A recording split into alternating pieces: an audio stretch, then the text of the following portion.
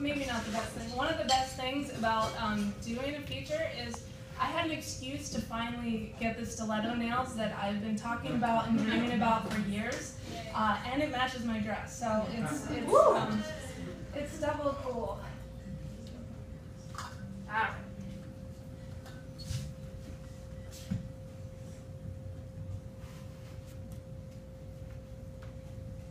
The radium water worked fine until his jaw came off. The Wall Street Journal wrote a scurrilous headline about my boyfriend. Evan McBurney Byers drank so much radium water, our kisses shimmered.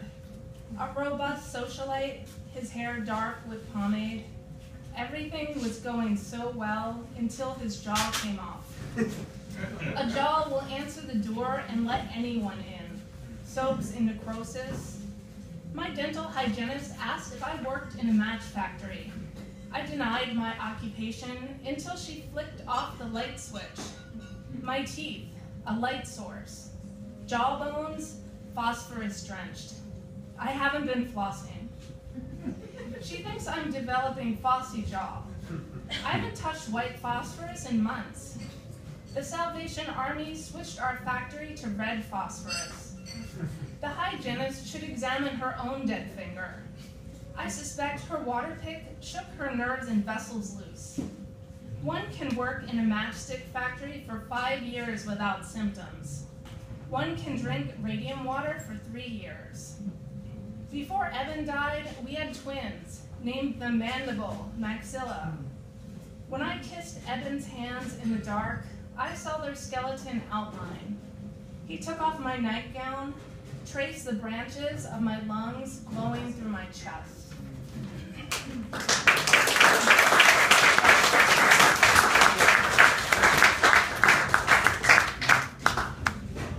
It is impossible to divide by 0. I assumed it is an urban legend, but all my teachers refuse. One of them knocked the chalk out of my hand before I finished the loop I was drawing at the bottom of a fraction. I argued, a 0 is so full it sinks to the bottom of a fraction. My professor said 0 is completely empty, so it should only float up to the top. The 0 on the bottom of a fraction is like a unicycle wheel that the top number rides. I didn't call it a denominator because I've been a math student for 3 years and I still forget which is the numerator and which is the denominator. Maybe this is why I'm failing calculus. P.S. My version of failing calculus might be getting a B+, or it might be getting an F. Math is a language of the universe. We just don't speak it fluently yet. The question is always, was math discovered or invented? My professor is an adjunct, so he is overloaded with teaching too many classes. But he can tell I divided by 0 outside of class. I deny it, but he sees the chalk dust on my hands like tiny 0 particulates. He recognizes zeros I intended to write in the future. I tried it once and only felt a little cursed after. It is a little like radiation poison. I felt fine for a while. I looked the same as always. But my smile seemed coated with drying varnish. A ganglion cyst emerged on my chalk-holding hand. The doctor removed a few dark freckles. I'm waiting for the test to come back.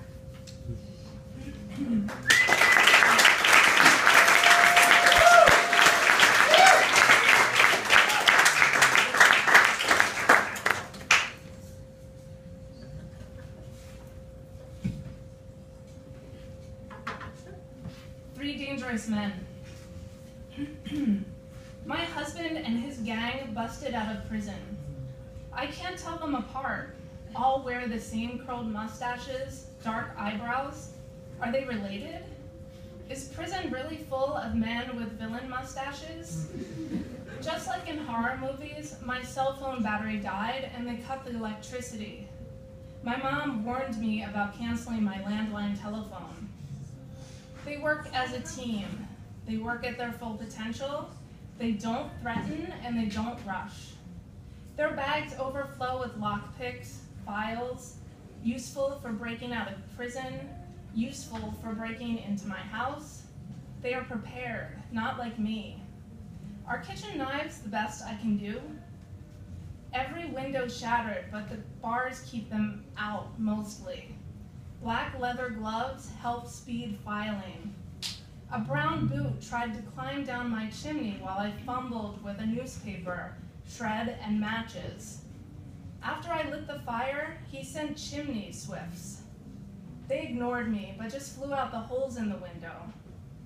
He collected a bucket of water to bring to the roof. Another works with a lockpick. Mouse scratches inside my deadbolt. Is a wedge chair beneath a doorknob a proven technique?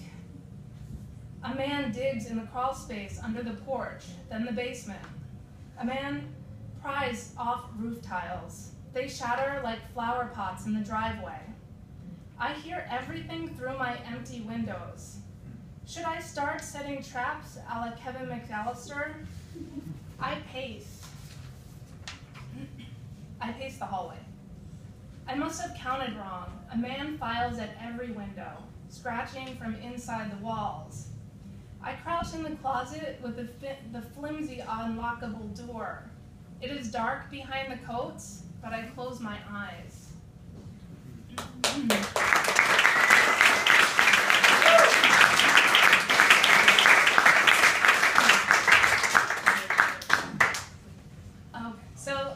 This is from the official MBTA Writer's Handbook, and this is about reading on the T. If a rider on the train reads the same book as another rider, both are required to high-five each other immediately upon discovering the book in common. Riders are required to sit like mirrors across the aisle, only turning the same page at the same time. The rider further in the book must go back to sync up with the other reader's page. Riders must put the two books together like the books are making out. The readers are required to put down the books and also kiss each other. This is as much for the books as it is for the riders. Some readers claim they have telepathic powers because they know what their synchronized reader is thinking. After research, it has been confirmed that this is not ESP. It is just because both readers are at the same part of the book, so they are thinking the same thing. MBTA riders are required to carry a backpack filled with an entire library of books just in case. Riders must whisper their favorite line from the book into the other reader's ears. MBTA employees are equipped with modified ear horn devices if assistance is needed. Synchronous readers are required to become the same person. They are required to become the person they were hoping to become when they grew up. Riders may not drop books down the gap before boarding the train. Some call this book suicide, but it will be treated as book homicide. MBTA staff are equipped with a specialized book hook to immediately retrieve the abandoned books.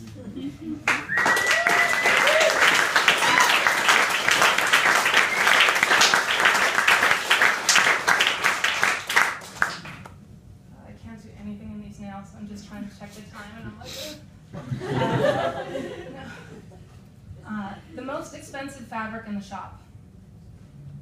I've been working on this invisible dress for months. When someone asked my favorite color when I was a kid, I would answer clear. I have an affinity for crystal or frosted spectacle frames. Every time I talk the doctor into buying those frames, they never sell. Nobody wants invisible glasses. Nobody else's favorite color is clear. Don't be distracted by my body underneath. I want you to admire the pleats and ruffles I sewed. The notion and trim are a little easier to see than the cloth. All the clears don't exactly match each other. The print on the fabric is called frost. My jewelry is composed of air. Why are you dressed like a window, a shower curtain liner, a cream soda? Why are you dressed like a cornea? I apply sunscreen so ardently, I think my veins become more and more prominent, but it is actually my skin translucing. My skirt bells like an overturned glass. My engagement ring like a faceted doorknob. My hair caught in a bouffant like a jellyfish.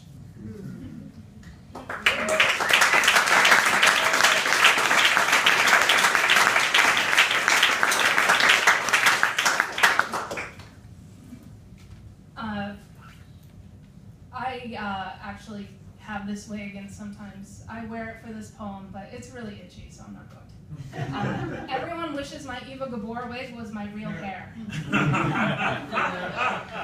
Unfortunately, also true. I bought it at a yard sale, dead stock in its pink box for $1. The white strands stiffen into peaks like meringue. If I'm feeling tired, the wig looks gray. If I wear makeup, it looks platinum blonde. It swings between glamorous and elderly. Who knew 1974 would be so itchy? When I removed it, I thought I broke my roots. My scalp, a trampled brown flower garden. As a teenager, I sheared my waist-length hair with clippers. A boy at school said, "Nathan is going to be mad you cut your hair." I didn't even know anyone named Nathan. A wig shop owner thought my mom's real hair was a wig. My mom wears a bob. This is confusing because my father's name is also Bob. My mom dries her bob upside down, but when she stands, each thin strand falls like they all received shocking news and fainted together. I own the same tress genetics, women with strategically placed filaments. I learned at a young age that hair is made of 110,000 individual strands that betray.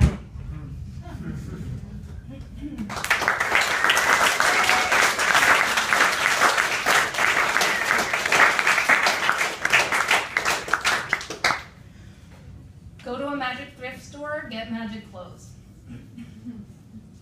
This only works in stores that organize by color. The tags, the clothes. The clothes know the visible light spectrum order. If there is a child crying, it's a favorable sign. Screaming is better. The carts spook, claustrophobic, because aisles squeeze. Saturday is the day they swell with new things. A clothes psychic told me, "You will find the clothes you're looking for." I believed her because I kept getting the tarot card, the dresses, after every shuffled draw.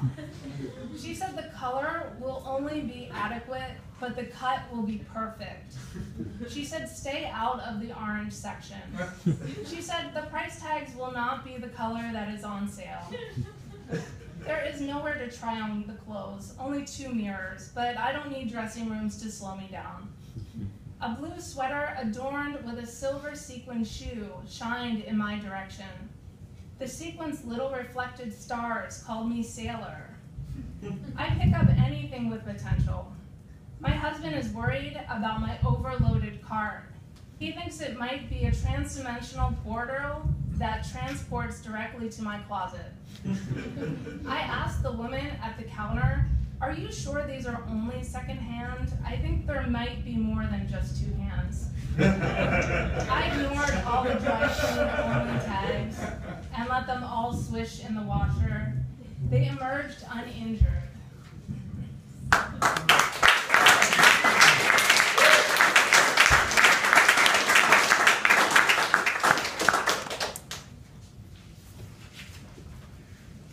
All animals dwell in pockets. Inside my purse is a zipped inner pocket. I examine that pocket and find another to unzip, and another. I am unzipping for hours. Now I can hide a secret item. A secret item. Secret. My hands are shy. They need a hiding place. I envy marsupials. A mother's pouch, the cozy of being swallowed without the chewing. My mother taught me to sew pockets on scrap fabric. Afterward, I had perfect pockets sewn, freestanding, a door without a room. I wore the pockets on my hands. Imagine they were attached to invisible pants. Do marsupials have sewing machines? Thylacines went extinct from stuffing their pockets with chicken feathers. Farmers concluded they raided their coops. Even the males had pouches. I study photos, but I can't figure it out. Were their pouches striped too? A rabbit warren, the longest pocket, a tunnel with only one end. I thought rabbits coated them with fur to make their houses more luxurious, but they are actually just bad housekeepers. Like them, I considered lining my pockets with my hair, hung paintings of carrots on my walls. Like me, they line their warrens with dollar bills. I store babies in the breast pocket of my coat. Wallabies install doors and locks on their dens so they can carry key rings. Their bellies jingle. I purchased a mitten built for two. Both our hands live there, together, like rabbits in a fleece warren, asleep like clasped hands.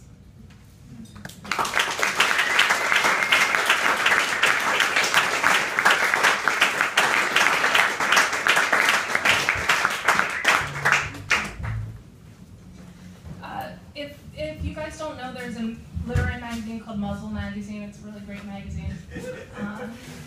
So this one's called Muzzle Magazine. Before I submitted my poem, I studied the magazine to see which animals' muzzles have already been featured. Always research before submitting muzzle-related poems to a muzzle magazine. I appreciate the animal noise audio files on the website. My only suggestion, include photos of the muzzles to go along with the poems. Muzzle fur mimics wind patterns or ocean current maps. They house a mouth, a nose, whiskers planted. Remove it and only eyes remain. My vet tried to avoid muzzle trouble, restrained my cat's snout. He forgot claws flaunt their own pain. My research on the difference between snouts and muzzles was inconclusive. Pugs and Persians bred muzzleless. Human noses protrude, sadly alone. I prefer a gradual facial curve. I was thrilled when the magazine hired me as a staff writer. My first assignment, cutest muzzle contest. It takes place in a lake. Swimmers poke noses from the water so judges aren't influenced by their bodies. Only a fisheye lens properly displays a muzzle. I don't believe in beaks.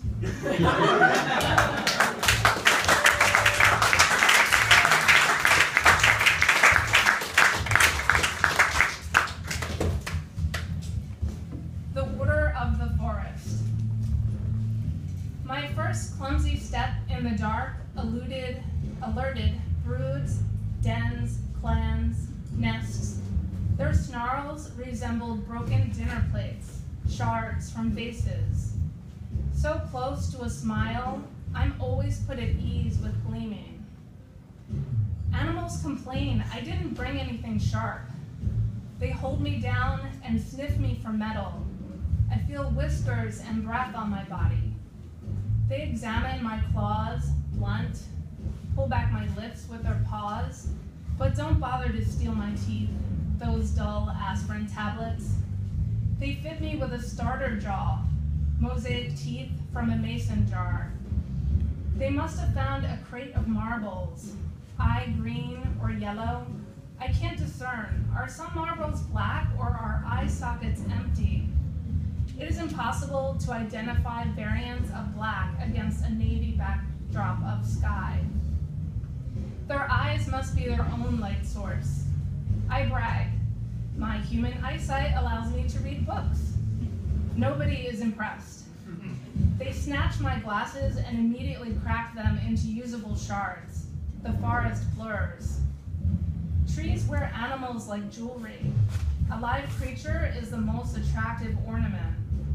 They perpetually stitch themselves a new hide. Even the smallest furs can be patched together. A sturdier skeleton allows them to brandish a wider jaw. Nobody has a taste for wearing humans, so I'm safe. Barbed, pink ribbon tongues wag throughout the woods. Only mine is tooth-pricked. An animal with enormous ears whispers into mine that I have arrhythmia. My heart is the most delicate ornament I've ever worn.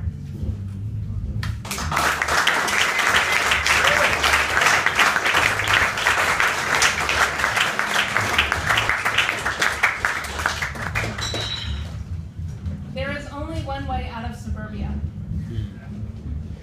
A housewife invites me inside. The milk she offers matches the whites of her eyes. Her pantry, entirely organic and non-allergenic. Foods without allergens give me hives. I buy a maternity dress just to fit in. I can't figure out how the mothers have babies when the father has sex with the babysitter. A dark liquid leaks through everyone's turtlenecks, browns the front of their button-ups like bow ties. I thought it was molasses, but when I kissed one of their necks, a mistake, I found out they store motor oil in their throats. Cartoons pervasive like family members. I avoid their kids. I am messier. I am one question away from exposing Santa Claus. Am I in danger of developing my own oil or nervous or have asthma? I can't scream, the air is too clean. I escape through the bathroom. The monogrammed towels hiss as I climb the towel bar. Annoy the landscaping when I hide in the bushes. Trees turn nefarious when I realize how many leaves stick to each branch, how many pine needles. I hyperventilate when I realize a lawn is a surface composed of blades. I slow my breath, convince myself it was just a green carpet. The housewife's vacuuming sounds like a swarm of wasps.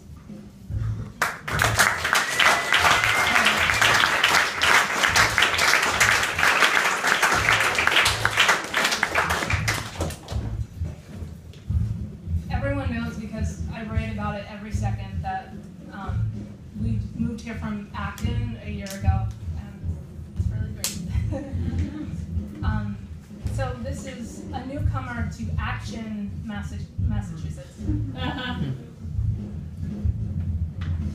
And I wrote this when we still lived there. I live in Acton most of the year. I fell in love once and spent a year in action. That sky is a better blue, but looks like someone colored it with sky blue and white colored pencils. I tried to sound more artistic, said colored pencils, but I think they were actually crayons. The whole city scribbled. A drawn town is impermanent, movable, erasers exist. Every fall, we burn down the whole town and start over, move back to Acton while it rebuilds. Both towns have rivers brimming. In Acton, they split their seals, spill over bridges. Why did the river overflow its banks and cross the road?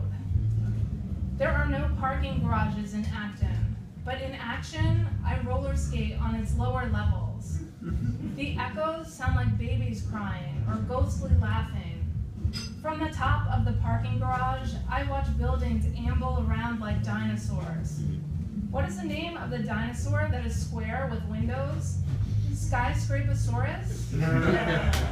Native to Acton, they nibble trees that resemble bushes. Do I see people in their window stomachs? I never find my house. I either live in a neighborhood where all the houses look just like mine, or a neighborhood where none of the houses look like mine. Someone asked me if Acton actually exists. Every Halloween, I host a haunted house in my condo in Acton, invite my Acton friends. We listen to the closets rustle. I bring them to the town hall. If you look at the monument from the south side, it disappears.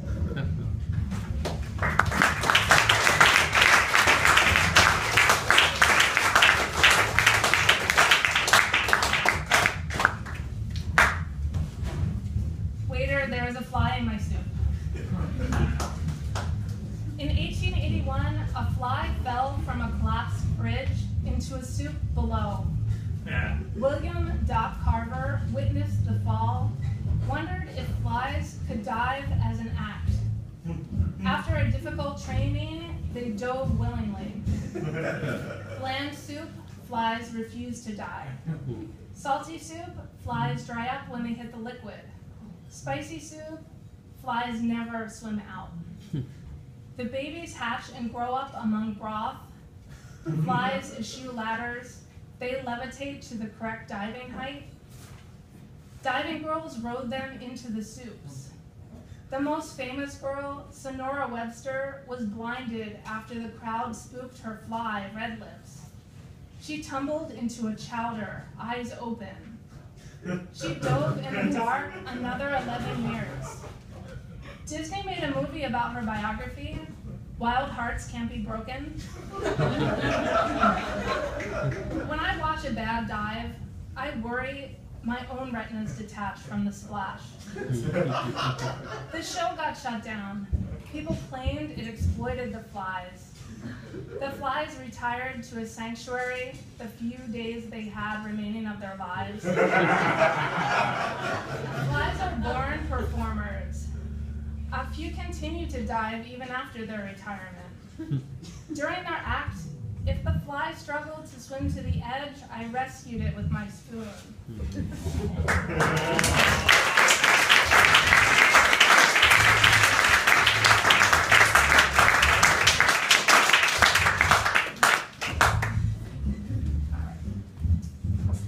Silent movies were made for GIFs. That's right, I said GIF. Every single silent movie is broken down second by second into GIFs on the internet. GIFs themselves are silent movies. A silent movie is just one long GIF. Now I don't have to watch a whole movie. I can skip to my favorite 3 seconds and repeat it.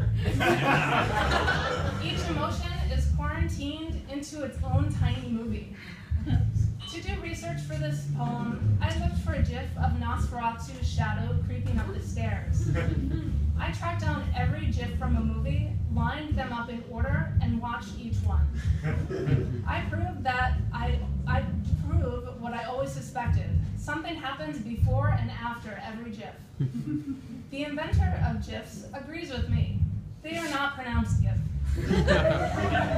Part of my research was looking up a GIF of Harold Lloyd hanging off a clock face 12 stories above ground. I made 2 GIFs, a longer one of me watching the same GIF over and over, and then a short GIF of me watching the same GIF once. They look exactly the same. It is hard to be adorable for the entire length of a movie, but it's easy in a GIF. I looked up a GIF of the evil Metropolis robot waking up after he stole Brigitte Helen's face. I got a GIF of a cake for my birthday. The candles keep getting blown out and relighting. A day at work is a long, boring 8-hour GIF. I found a GIF of Theta Barra saying, "Kiss me, my fool." My least favorite GIF was the last 6 months of my previous relationship.